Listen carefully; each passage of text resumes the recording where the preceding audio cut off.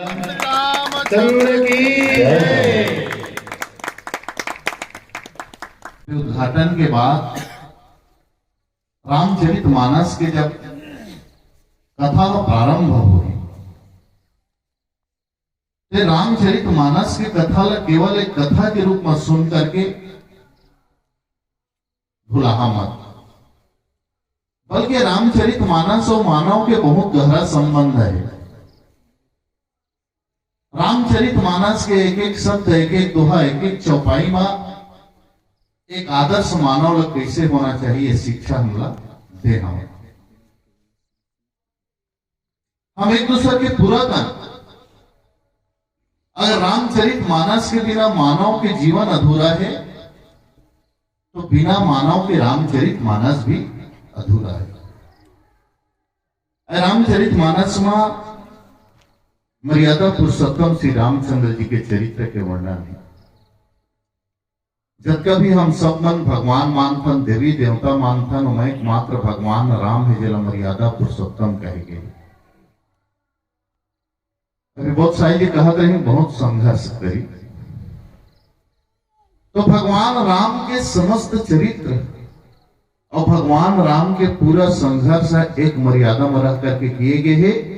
कहीं भी भगवान राम मर्यादा लांघे के काम नहीं करेंगे। नहीं तो भगवान राम तो स्वयं सृष्टि के रचयिता है। मां सीतिल खोजे वो तमाम तपस्या, तमाम संघर्ष, तमाम कठिनाई के सामना करने की आवश्यकता नहीं रही, लेकिन भगवान राम के चरित्र ये मानव समाज ला एक प्रेरणा देते कि अच्छा कर्म के बिना संघर्ष के आप लोग कुछ मिलने वाला नहीं है। और रामचरितमानस में जब आप कथा के श्रवण करिएगा तो बहुत सारे सकारात्मक पहलू, बहुत सारे ज्ञानवर्धक बात आई।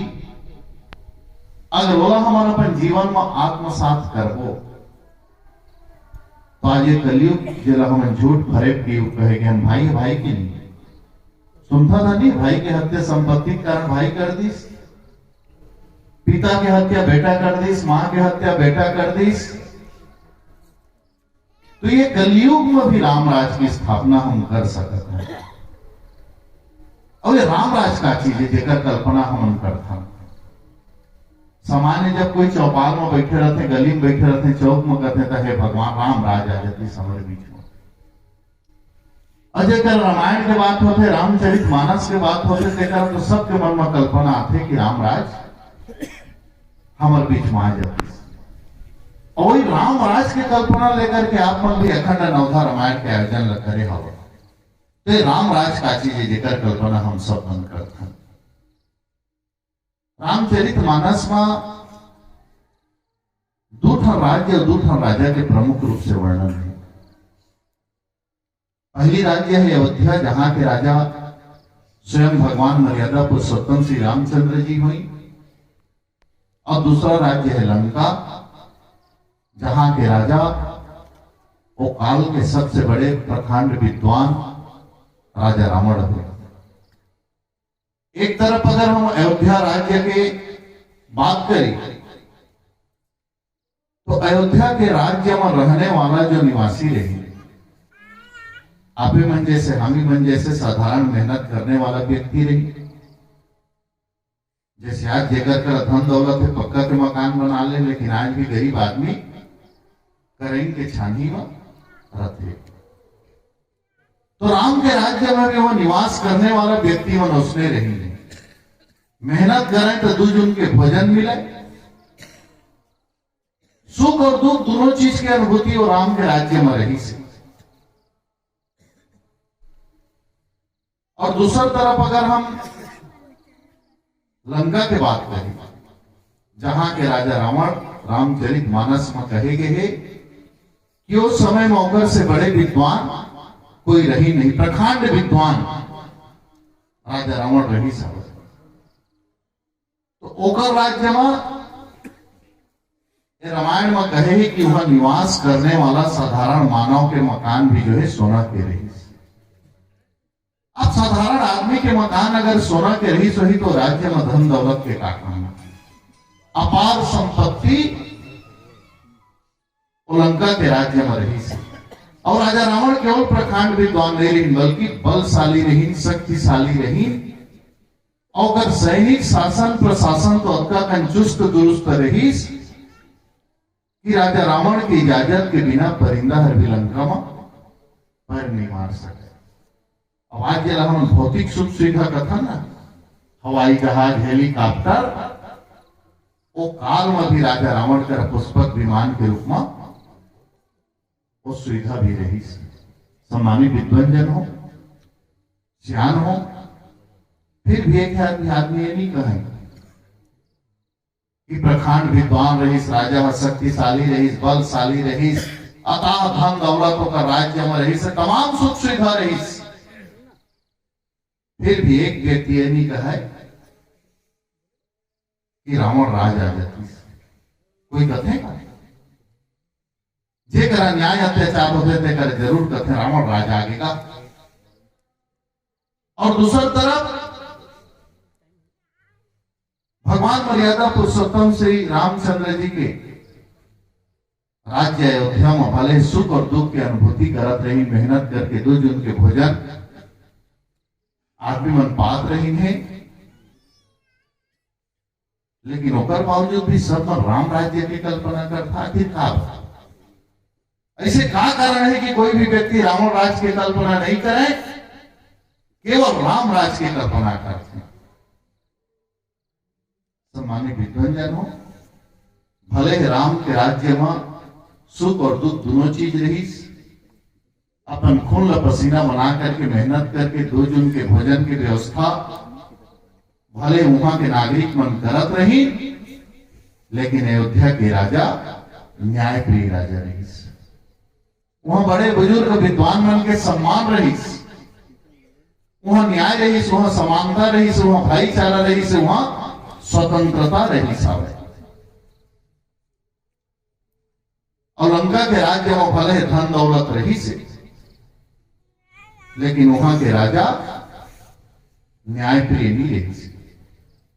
वो राज्य में न भाईचारा रही, न स्वतंत्रता रही, न समानता रही, न ही लंका के राज्य में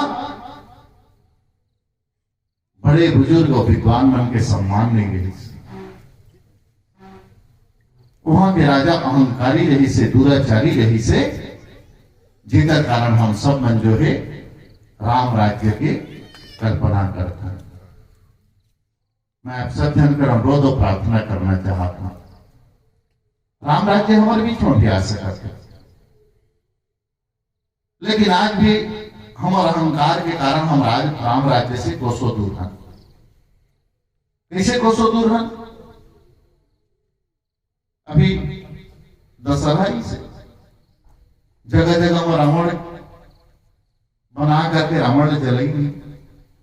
आपो मन एक जगह के भैया काबा दशहरा के उत्सव रावण जलाते हैं, बड़ा मेला ठेला लगते, लोग लेकिन बहुत उत्साहित रखे कि दशहरा देखे जाबो और रावण ले जला के समाप्त करता, लेकिन पुनः रावण पैदा हो जाते, फिर साल के आग ले फिर रावण बनाए लागते, फिर ओला जलाए लागते, और कौन जानी कतका दिन ले एक क्रम चलाता था कि का रावण ला मारता और फिर रावण का वो पैदा होते। रावण एक बार पैदा होते, हम रावण दिखावा के रूप में मानता, लेकिन हमारे मन में जो रावण छिपे, हमारे में जो बुराई है, वो कभी हम आत्मचिंतन नहीं करें। हम केवल दूसरा की बुराई ले देखता, दूसर के मन में जो रावण है, दूसर जो अन्याय अत्याचार करते तेरा हम नजर देता, दूसर के बुराई नहीं हम नजर देता। कभी हम अपन बुराई, अपन मन में छुपे हुए रावण हम काय करत हम तेरा कबो हम आत्मचिंतन नहीं करा। और जे दिन आज ये कलयुग में भी हर आदमी हर अपन आत्मचिंतन करके अपन बुराई ला, अपन मन में छिपे हुए रावण ला समाप्त करी, तो निश्चित रूप से हमार में जो है भाईचारा ही, हमार प्रेम बढ़ी, एक दूसरे के सुख दुख ला हमन समझबो, एक दूसरे के सहयोगी बनबो, और जब ये तमाम चीज रही तो निश्चित रूप से हमला हमार हक अधिकार भी मिली, हमला हमार न्याय भी मिली। और जब हक अधिकार और न्याय मिले लगी तो फिर हमरो बीच में भी राम राज की स्थापना हुई। मैं आप सब जन कर निवेदन और प्रार्थना करा था, रामचरित मानस में एक रावण रहीस मोर भाई, ओकर 10 ठन सिर रही तो ओकर पहचान भी होत रहीस। लेकिन आज एक कलयुग में एक नहीं अनेकों रावण है। अन्याय अत्याचार करने वाला रावण, शोषण करने वाला रावण, महंगाई के रूप में रावण, ऐसे तमाम चीजें जिला हम चेहरा से भी नहीं पहचान सका।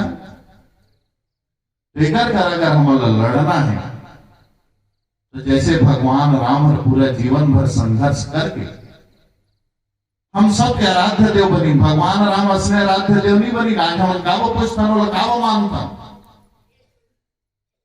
गांव में कोई अच्छा आदमी रहते ना, बढ़िया आदमी रहते, हमेशा न्याय की बात करते, सब लोग सम्मान देते, गांव के हित पर सोचते, तो हमारे बीच चले जाते। तब भी एक उदाहरण छोड़ के जाते, फलाना रहीस का बहुत अच्छा आदमी रहीस, बहुत संस्कारवान रहीस, बहुत व्यवहारिक रहीस, एक बोलिया रहीस, हमेशा सत्य ल बोलाए। कोई जीवन काल से चल देते तब भी ओकर नाम लेता। तो भगवान ला भी अगर राम ला हम आराध्य देव के नाम में पूछतान, आज रामचरित मानस की केवल बर्रा में ही नहीं बल्कि जगह जगह कार्यक्रम आयोजित होते। तो भगवान राम के जो संघर्ष रही कारण और चरित्र आज के कलयुग में आम मानव और समझ सके, जान सके, कारण जो है हम एक कथा लभी कौहा था और भगवान राम ला आराध्य देव के रूप में भी पूछता। तुम्हारा आप सब जन कर यही निवेदन और प्रार्थना है कि रामचरित मानस ला केवल एक कथा के रूप में मत लिया। बहुत समय हो गए, रामचरित मानस को हंसना है। आदरणीय पूज्य आचार्य जी भी कोई एक चौपाई के ऊपर में भी व्याख्यान हो जाए तो कई दिन चल दी, एक कांड के तरफ जहां था तो फिर बोली कथा तो आप लोगों कभी सुना नहीं ना। रामचरित मानस की कथा ला कहा सुनता है, एक बढ़िया गाया गाय रखे तेरा, बहुत जोरदार, बहुत मधुर स्वर में, बहुत मजेदार गाया काय है करके तो फिर सनासन, लेकिन अच्छा प्रवचन करता आए है कहा था तो फिर होती मोबाइल चालू। आपके आयोजन के उद्देश्य ये तमाम आप खर्चा करे हवा, जगह जगह के आदमी आई होकर सेवा करी हा, अतिथि बुलाए हवा। तो ये आयोजन से हम जब तक प्रेरणा नहीं लेबो तब तक मैं समझता हमारा आयोजन सफल नहीं है। अगर गांव के एक भी व्यक्ति भी अपन एक बुराई ला त्यागत है तो जरूर आयोजन सफल है। अगर गांव में काकरो मन मुटाव है, अगर दो भी व्यक्ति के बीच में अगर संबंध और भाईचारा बना थे तो मैं समझते हैं आयोजन सफल है। कल आप मन प्रयास करिए और हम तो एक कलयुग में मेहनत करके जीवन जीने वाला व्यक्ति हैं। कोई दिन भर मजदूरी करते है तो शाम के होकर घर में खाना बनाते, किसान धरती के सीना ले चीर करके अन्न पैदा कराते, फसल लोहिया कहते तो पूरा महुआ जाते। लेकिन ओकर बावजूद भी संघर्ष करके हम अपन घर परिवार के लालन पालन करत हैं। तो जब तक हम संघर्ष करत रहो तब तक खुशहाल जीवन जीवो, और जे दिन हम इस संघर्ष करना ला छोड़ देवो, मेहनत करना ला छोड़ देवो, वो दिन हमारे जीवन है व्यर्थ हो जाही। तो निरंतर संघर्ष करत रहा, एक दूसरे के पीड़ा ला समझ करके एक दूसरे के सहयोग करत रहा। ऐसे आप सब जन कर अनुरोध और प्रार्थना करत हवा। और आज ऐसे अवसर में मैं आए हवा तो मर्यादा पुरुषोत्तम श्री रामचंद्र जी से, व्यासाचार्य महाराज जी से आशीर्वाद चाहा था कि आप सब मन के मनोकामना पूरा हुए।